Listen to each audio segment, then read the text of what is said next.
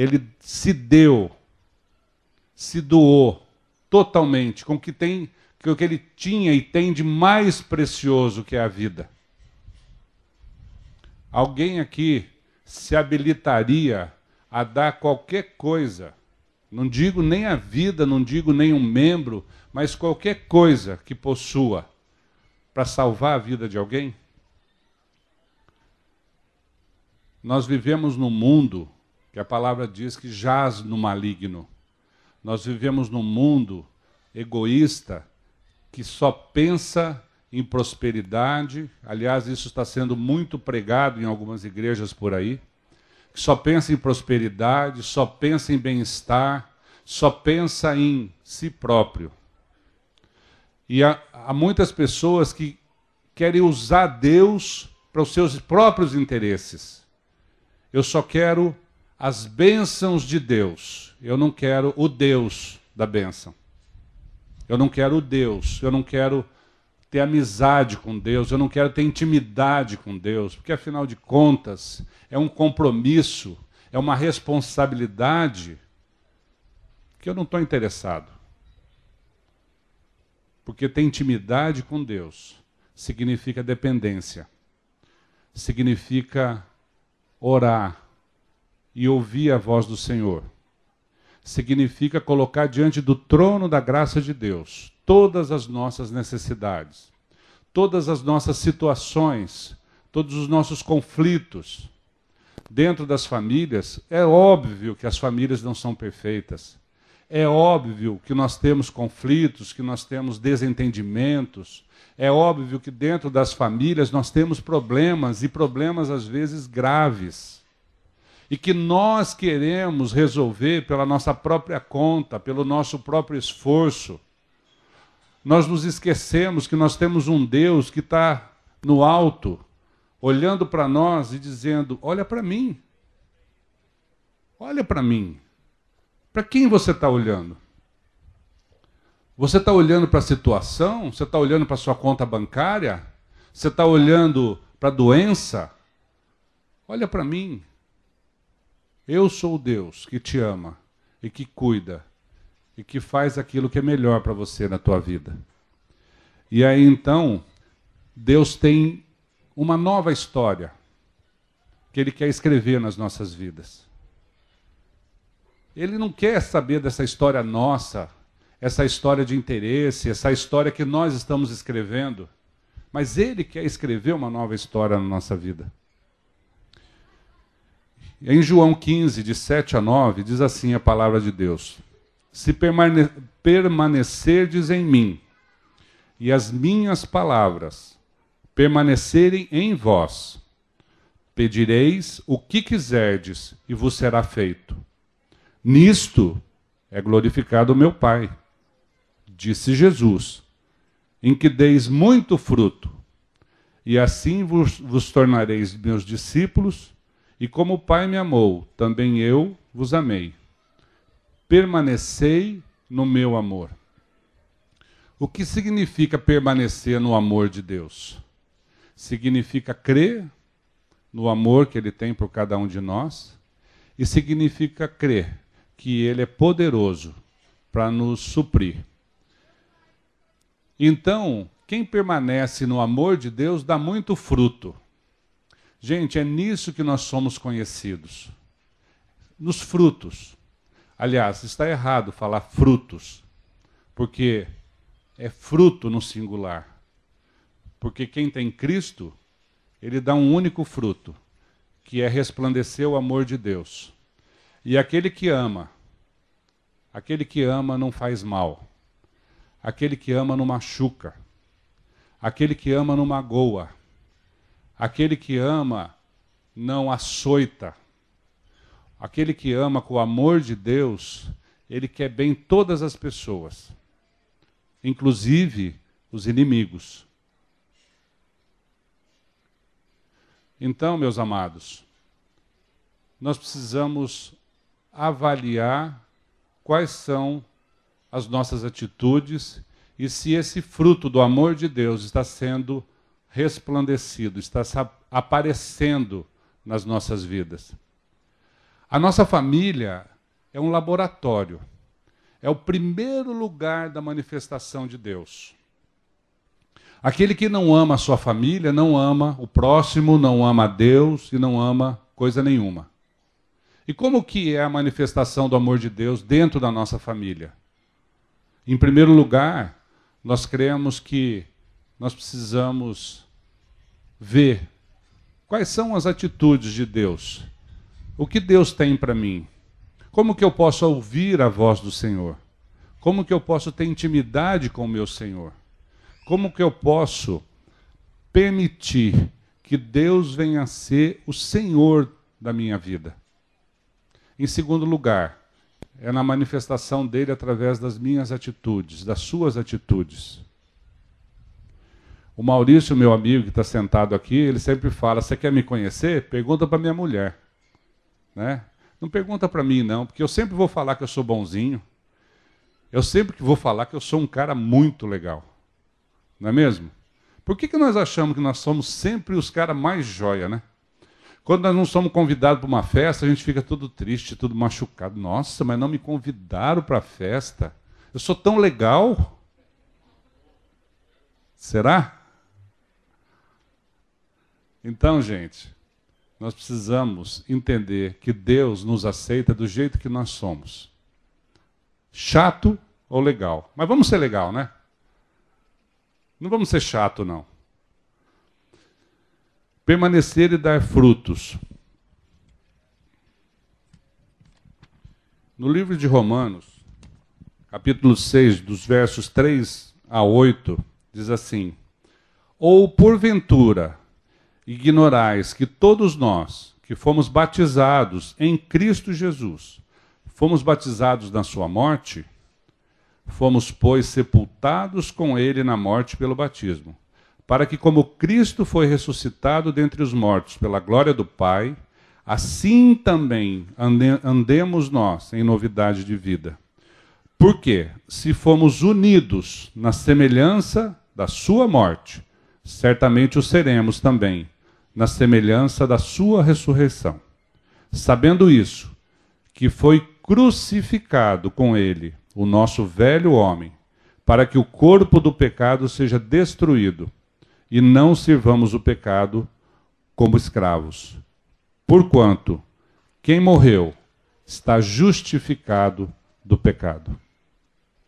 Nós não temos nenhuma condição de mudar a nossa vida, de transformar a nossa vida.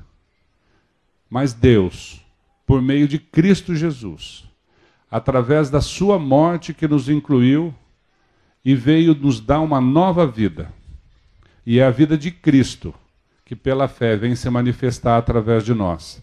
E é essa nova história que Deus quer escrever na minha vida, na sua vida e na vida da sua família. Nós tivemos aqui, há 2 anos atrás, um acampamento de homens, cujo tema era, para os homens, sacerdotes, profetas e reis. Nós trabalhamos um pouco, o pastor Glênio fez os estudos, para que a gente pudesse entender qual era o nosso lugar, qual era a vontade de Deus para nós homens. Mas Deus tem um propósito na vida de cada um de nós, dos homens, das mulheres, das crianças. Mas aquele que que ganha essa dimensão do amor de Deus, aquele que sabe exatamente tudo que não é, tudo que não pode, tudo que não sabe, depende totalmente do amor de Deus, da sabedoria de Deus e dessa obra maravilhosa que veio nos dar uma nova vida. Então, o que eu queria propor para vocês nessa manhã de hoje, aqueles que já conhecem o Evangelho, amém. Aqueles que não conhecem o Evangelho, que possa dar uma oportunidade para que Deus venha escrever uma nova história na sua vida. Eu estava conversando agora há pouco com o Braulio e falei, Braulio, eu fico olhando para cada um aqui das pessoas e eu não conheço a maioria, mas quem eu conheço um pouco da história. E eu falei, olha, essa pessoa tem comentando com ele, essa pessoa tem uma história difícil. E ele virou para mim e falou assim, Mário, quem é que não tem uma história difícil? Eu estou acabando de crer que todos nós temos uma história difícil. Por que essa história é difícil? Porque é a história que nós estamos no controle. Porque é a história que nós estamos no senhorio. Que nós estamos no governo. É uma história que nós queremos ter as rédeas nas mãos e chegar onde nós queremos e não onde Deus quer que a gente chegue. Então, deixar Deus escrever uma nova história a partir da vida de Cristo, a partir de uma vida transformada, a partir de uma vida nova, uma vida de esperança, uma vida de alegria, uma vida de entendimento, de compreensão. Deixar Deus manifestar o seu amor através de Cristo em nós, que é a esperança da glória. Em Cristo nós temos esperança, e sem Cristo nós temos desespero. Então, meus amados, o que eu queria compartilhar com vocês a respeito do fruto. Aí em João 15, de 1 a 5, Jesus vem e diz assim, eu sou a videira verdadeira, e meu Pai é o agricultor. Todo ramo que estando em mim não der fruto, ele o corta. E todo que dá fruto, limpa, para que produza mais fruto ainda. Vós já estáis limpos pela palavra que vos tenho falado. Permanecei em mim, e eu permanecerei em vós. Como não pode o ramo produzir fruto de si mesmo? Olha só, gente, que maravilha que Jesus Cristo está nos ensinando aqui. Nós não podemos produzir fruto de nós mesmos. Nós não temos nem nada, nós não temos nenhuma condição, se não permanecer na videira. Assim, nem vós o podeis dar, se não permanecerdes em mim. Eu sou a videira, disse Jesus, vós os ramos. Quem permanece em mim, e eu nele, esse dá muito fruto, porque sem mim nada podeis fazer. Amados, sem Cristo nada podemos. Sem Cristo nada somos. Nós não temos a seiva, nós não temos o alimento. Nós dependemos de estar ligados na videira que é Cristo. Nós dependemos dessa seiva, desse alimento que nós podemos ter na pessoa de Jesus Cristo. E aí então a nossa vida passa a ser uma nova vida. Um fruto digno de arrependimento. Um fruto que vai de encontro à vontade de Deus. E Lucas 6, de 43 a 45, a palavra de Deus diz assim, não há árvore boa, digo isso aos pais. Entendam o que diz a palavra, pais. Não há árvore boa que dê mau fruto, nem tampouco árvore má que dê bom fruto. Porquanto cada árvore é conhecida pelo seu próprio fruto. Porque não se colhem figos de espinheiros, nem dos abrolhos se vindimam uvas. O homem bom, do bom tesouro do coração tira o bem, e o mal, do mau tesouro tira o mal, porque a boca fala do que está cheio o coração. A palavra nos ensina com uma clareza como esse dia, como esse sol que está brilhando. A palavra nos ensina. Nós muitas vezes ouvimos os pais querendo o comportamento dos filhos, querendo que os filhos sejam um exemplo de educação. Eu quero que o meu filho chegue aqui e cumprimente todo mundo, que seja educado, que todo mundo fale do meu filho. Por quê? Porque eu quero a minha glória. Eu quero ter o mérito de ser o grande educador do meu filho. Quando, na verdade, esse filho não pode ter essa educação vinda de fora para dentro, porque aí é somente comportamento. Mas um coração transformado, onde o pai sendo um sacerdote, a mãe sendo um testemunho da vida de Cristo dentro de um lar, esse filho vai compreender a dependência que esses pais têm do nosso Deus. Esse filho vai entender como é que essa família pode viver uma vida santa, uma vida harmoniosa.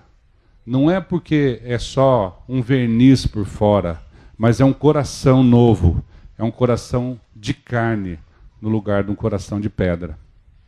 Então, gente, quando nós cremos que fomos incluídos naquela cruz, a partir da nossa vida transformada, nós podemos então refletir essa vida através do evangelho pregado dentro da nossa própria casa. E como eu disse para vocês, a nossa casa, a nossa família, é o primeiro lugar, é o laboratório de Deus. A família é um projeto de Deus, é um projeto que nasceu do coração de Deus, é o lugar onde se primeiro vive a vida de Cristo. É vivendo dentro das suas casas essa vida de Cristo que vamos ter uma nova história, uma vida transformada. E aí então nós vamos ter o amor de Deus derramado nos nossos corações pelo Espírito Santo.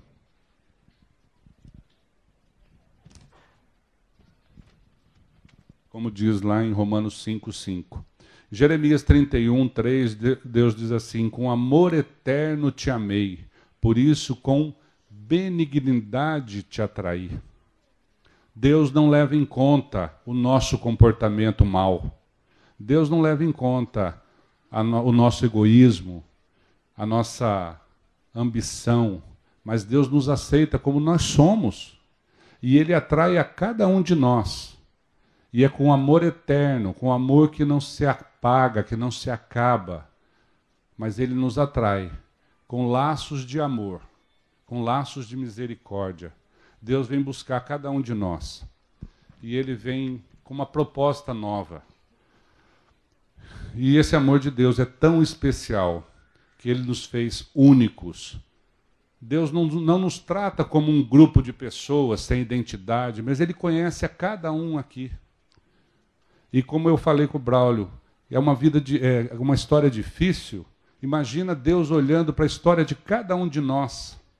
Porque se eu sei que a sua história é difícil, eu só conheço a história que você me contou. Mas Deus conhece o seu coração.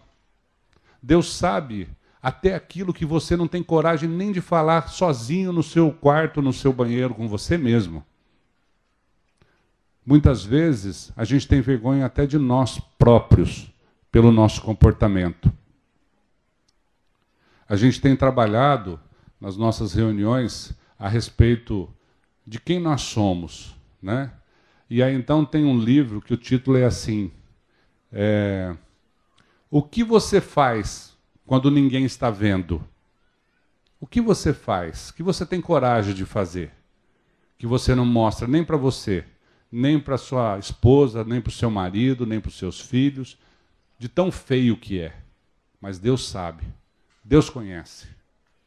Mesmo que você não queira mostrar, mesmo que você não queira, porque você tem medo de não ser aceito pelo seu comportamento, mas Deus te abraça com amor eterno, do jeito que você é. Às vezes tem gente que fala assim, eu vou abandonar o meu pecado. Meu não, né? Já é uma coisa até estranha você falar meu pecado, porque é como se você estivesse tomando posse de uma coisa ruim. Mas o pecado que de repente você tem praticado, eu vou primeiro consertar minha vida, eu vou depois buscar Deus. A hora que eu tiver tudo bem, eu vou buscar Deus. Gente, Deus quer você do jeito que você está. Onde você está, no lugar que você está. Eu tenho ouvido de alguns pais, eu tenho sido muito ruim para os meus filhos. Eu tenho maltratado meus filhos. Eu não sei educar os meus filhos, eu não sei ensinar os meus filhos. Mas você quer aprender de que forma? Você quer aprender com você mesmo? Nós lemos aqui no texto da palavra de Deus, nós não temos nenhuma condição. De nós mesmos não sai nada. Você pode torcer, espremer, não sai nada. Não tem conteúdo. A melhor coisa que nós podemos ter, a melhor coisa, a melhor opção da nossa vida é entender o amor de Deus e pela fé, crer que Cristo nos atraiu e na cruz nós fomos incluídos. E o nosso pecado ficou naquela cruz.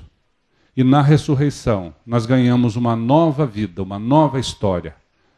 E essa história, gente, é uma história que eu não tenho condição de escrever e eu não tenho condição, nenhum poder de mudar essa história, mas é Ele que faz, é Cristo que faz, é Ele que venceu a minha vida.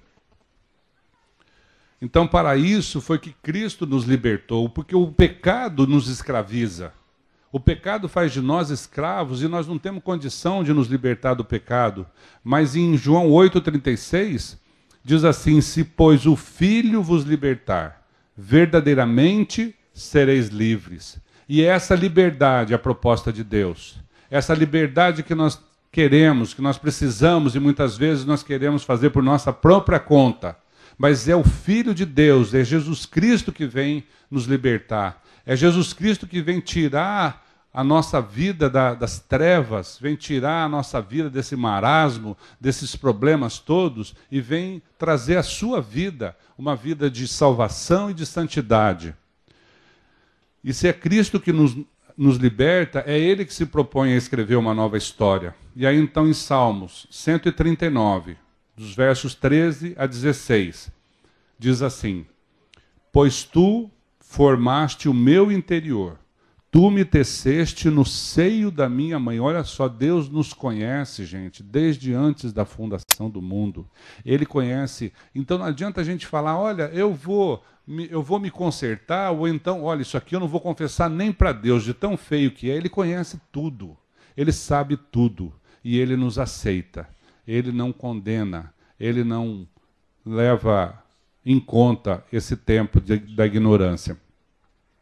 Graças te dou, visto que por modo assombrosamente maravilhoso me formaste. As tuas obras são admiráveis, e a minha alma o sabe muito bem. Os meus ossos não te foram encobertos, quando no oculto fui formado e entretecido como nas profundezas da terra. Os teus olhos me viram a substância ainda informe, e no teu livro foram escritos todos os dias da minha vida, cada um deles escrito e determinado, quando nenhum deles ainda havia. Aleluia! Deus sabe, Deus conhece, foi Ele que escreveu. E então, por meio de Cristo, nós somos adotados na família de Deus. Nós que nascemos separados de Deus, pela fé nós podemos ser adotados. Nós podemos crer que se nós recebermos Cristo como Senhor e Salvador da nossa vida, se nós cremos que Ele é o único capaz, então nós podemos, sim, ser adotados e considerados da família de Deus.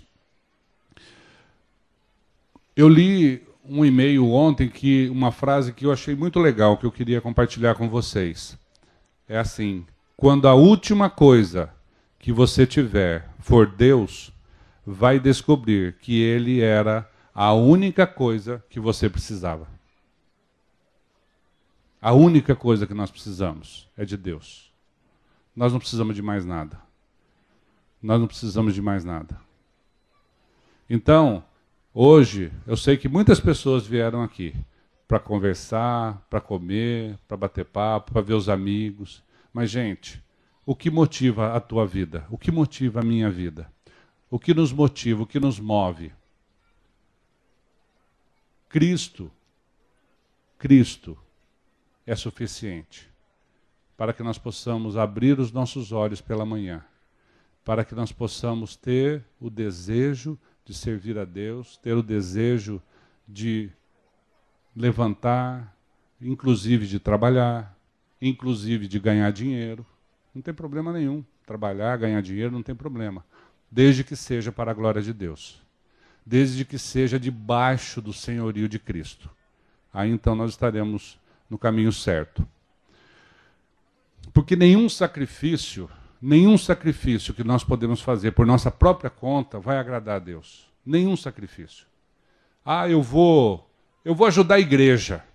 Eu vou fazer um cheque aqui de 10 mil reais e vou entregar lá para o pastor Glênio. Vou comprar minha salvação. Nada que você possa fazer. E aí no Salmo 51:17 diz assim: sacrifícios agradáveis a Deus são espírito quebrantado. Espírito quebrantado. coração compungido e contrito, não desprezarás, ó Deus.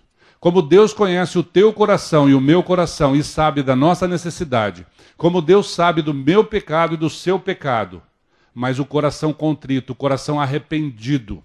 Nós temos na Bíblia a vida de Davi. Davi, toda vez que ele pecava, ele se arrependia.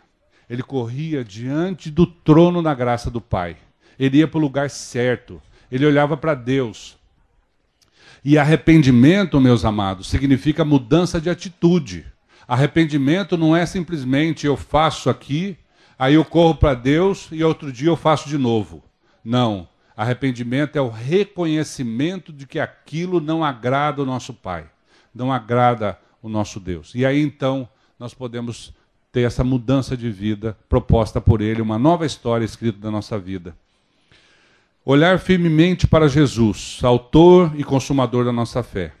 E assim, como o escritor aos Hebreus, e também visto que temos a rodear-nos tão grande nuvem de testemunhas, desembaraçando-nos de todo o peso e do pecado que tenazmente nos assedia, corramos com perseverança a carreira que nos está proposta. Essa é a nova história que Deus propõe para nós.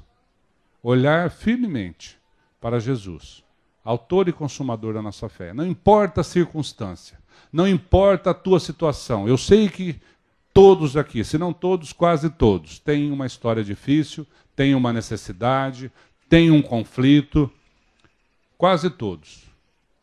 Mas olhar para Jesus é o que traz esperança no nosso coração.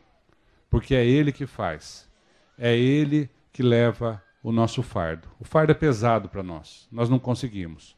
Mas Ele diz assim, aprendei de mim, que sou manso e humilde de coração.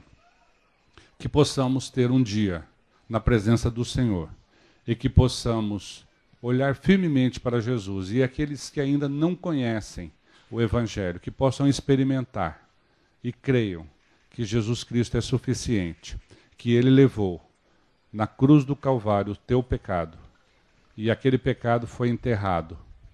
E Deus diz assim, que dos nossos pecados Ele não se lembra mais, Ele joga num abismo e não se lembra mais. E aí então nós podemos ter a certeza que fomos aceitos. Do jeito que nós estamos, do jeito que nós somos, Deus nos aceita. E aí nós podemos ter alegria, contentamento de coração, e nos achegarmos diante do Pai com o nosso coração quebrantado, reconhecendo tão grande obra feita em nosso favor. Eu não posso nada, mas Cristo pode tudo. Amém? Vamos orar? Vamos ficar de pé para esquentar um pouquinho? Ou para esfriar um pouquinho? Hein, X? Estou vendo que o X está meio encarangado ali.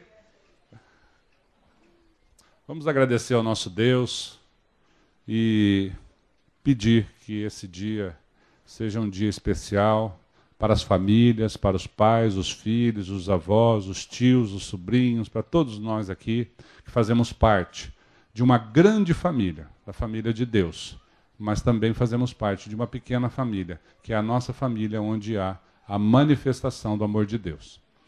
Pai querido, nós te louvamos, te agradecemos por tão grande salvação feita naquela cruz, onde, pela morte de Cristo, nós ganhamos uma nova vida, pela ressurreição. Pai querido, muito obrigado pela presença de cada um aqui. Que o Senhor esteja trabalhando nos nossos corações, para que a tua vontade seja feita. Pai, que o teu Espírito Santo venha cada vez mais nos convencer do pecado, da justiça e do juízo. E que nós possamos, com os nossos corações quebrantados, nos achegarmos a Ti, Senhor, arrependidos e reconhecendo que somos totalmente dependentes de Ti. Que Cristo venha escrever em nós uma nova história e que a manifestação da vida de Cristo possa ocorrer dentro das nossas famílias, nos nossos trabalhos, onde quer que nós estejamos, Pai. Que nossa vida seja sal e luz neste mundo, que possamos resplandecer a luz de Cristo. Pai, vem fazer em nós aquilo que te apraz. E é no nome santo e amado de Jesus que nós oramos. Amém. A mensagem que você acabou de assistir faz parte do Ministério de Comunicação Palavra da Cruz. Temos um grande acervo de estudos bíblicos em áudio e vídeo. Distribuímos também, gratuitamente, o jornal mensal Palavra da Cruz. Entre em contato conosco pelo fone fax 0 operadora 43 3322 3037 ou pelo e-mail com@palavradacruz.com.br. Visite-nos também pelo site www.palavradacruz.com.br. Graça e paz.